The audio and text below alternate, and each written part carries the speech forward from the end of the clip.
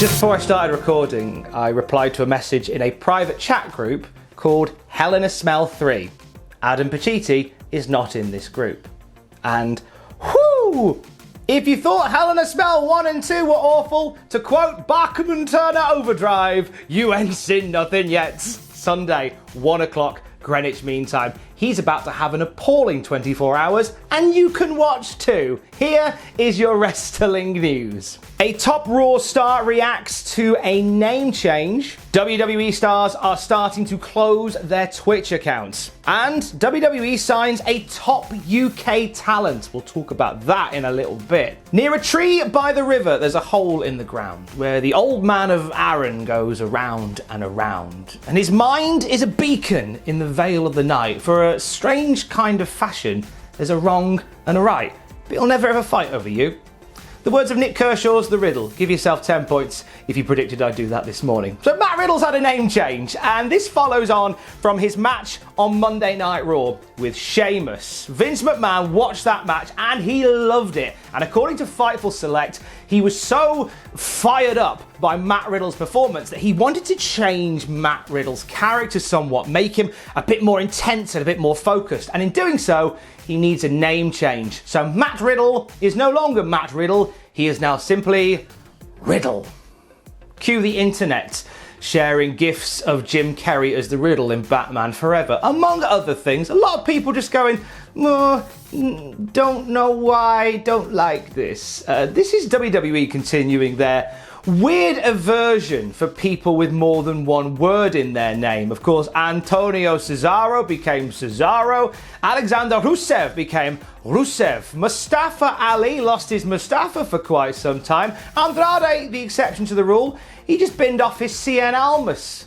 And Matt Riddle is the latest one to lose a first name. Apparently this makes him more intense. Now, whilst the internet wrestling community did a little bit of a sad about this, Matt Riddle's fine with it. Actually, Matt Riddle took to Twitter and said, people, it's okay. I've been called Riddle most of my life. I actually prefer it. And it's my real last name.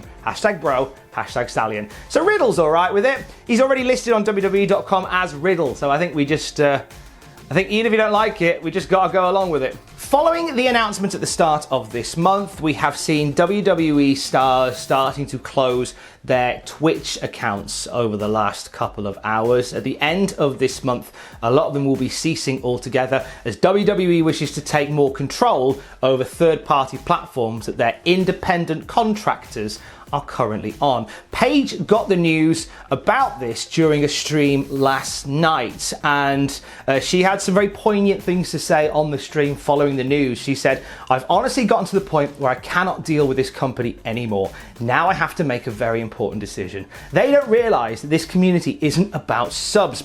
We build a community and a family where this is an escape for a lot of people, including myself. I can't wrestle anymore. My whole dream got taken away. I have to have something that fulfilled that huge void that I lost with wrestling. Twitch was a wonderful thing for me. It's such a wonderful place for me. In my house, I'm going crazy and I need something to keep me sane. Twitch was my escape. I had my neck taken away from me twice. You can't take away my Twitch too. She's also vowed to continue streaming to see what happens. AJ Styles also took to his Discord yesterday. He has the Styles Clash Twitch channel that he runs, and he put out onto the Discord saying, as many of you know, WWE is making some changes that involve streaming. We will see what the future holds in that regard. With that being said, I'll be suspending Styles Clash stream. This isn't goodbye, but this is see you sometime in the future. Thank you again for your support. So don't be surprised if you see a few more other names over the next day or so wrap up what they're doing on Twitch, following this announcement from WWE to take those things away. This seems like a pertinent point to talk about the earnings for WWE. So they had their Q3 earnings call. If you're not one for the numbers and the figures, don't worry, there is a lovely video of Pablo on your screen right now. You can just look at his little face. Look at his little face. Oh my God, look at his face. Look at that. I'll do some numbers. So the revenue was $221.6 million, up 19%. Operating income increased 9 times. Now it's $63.4 million. WWE Network average paid subscribers bumped up by 6% to 1.6 million. Digital video views, 9.2 billion. That's an increase of 3%. 342 million hours consumed, an increase of 3% across digital and social media platforms. E-commerce revenue, $9.1 million, 60% up, which is just as well because revenue, merchandise sales at venues is obviously at nowhere because there's no venues to do the merchandise from. So thankfully, e-commerce has lifted that a little bit. There you go. Quick run of the numbers. Thanks, buddy. Love you, bye. Love you, bye.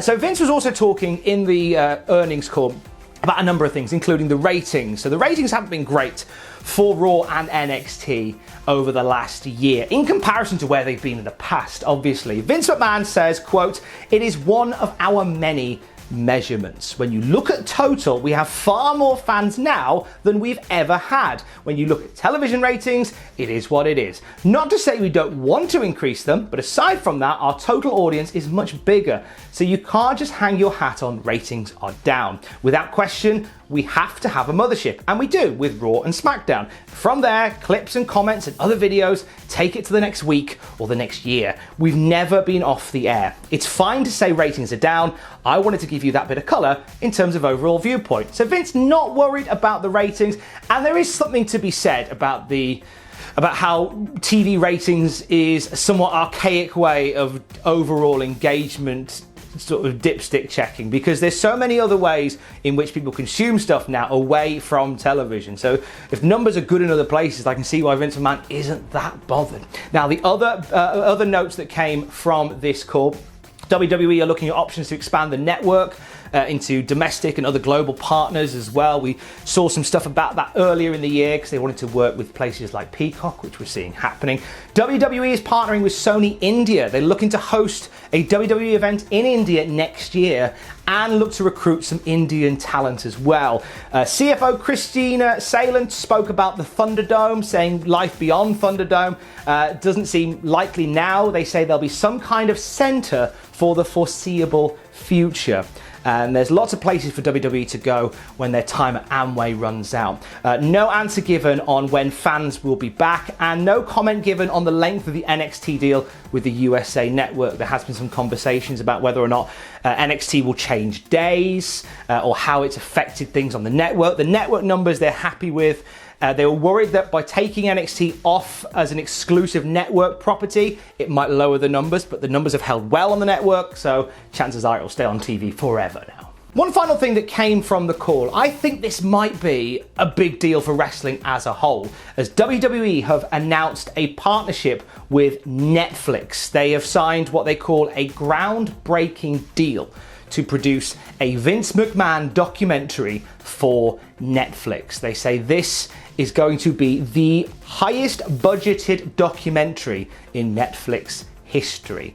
Bill Simmons from The Ringer is going to be the exec producer on the documentary, and Chris Smith, who directed Fyre Festival, he is going to be directing it as well. So there's some good names amongst that as well. Anything that puts a product like WWE into an environment away from WWE's narrative is always good for wrestling as a whole. It was like when Glow came out and how suddenly we had lots of non-wrestling people wanting to find out more about wrestling. It's stuff like the dark side of the ring and how that affects non-wrestling fans. So something like this may be good for the wrestling industry as a whole. And finally, last night on NXT UK, it was confirmed that a top UK independent star is heading to the brand, as WWE have signed Rampage Brown. Now, if you are a British wrestling fan, that name is very much etched in your mind. Rampage Brown is a force of nature in British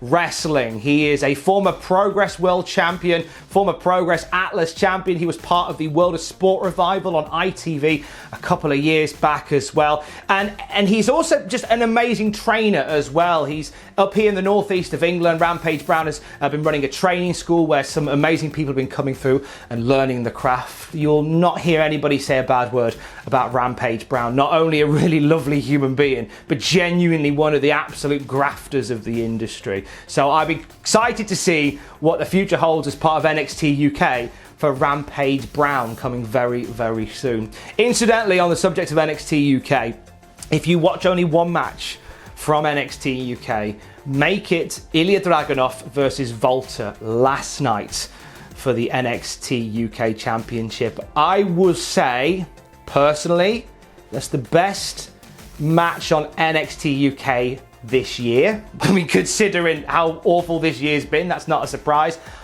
I'd put it maybe in the store. It's up there with Volta and Tyler Bate from TakeOver. It's a sensational match. Under such weird circumstances with no fans being there, it's a phenomenal match. And if you watch one match, you've got to watch that. Chef's kisses all round. I can't hold all these chef's kisses. There's too many chef's kisses for me to hold. I'm gonna drop them. I've dropped them everywhere now. You might as well watch one of these videos instead. Stay safe, have a great weekend. Love you, bye.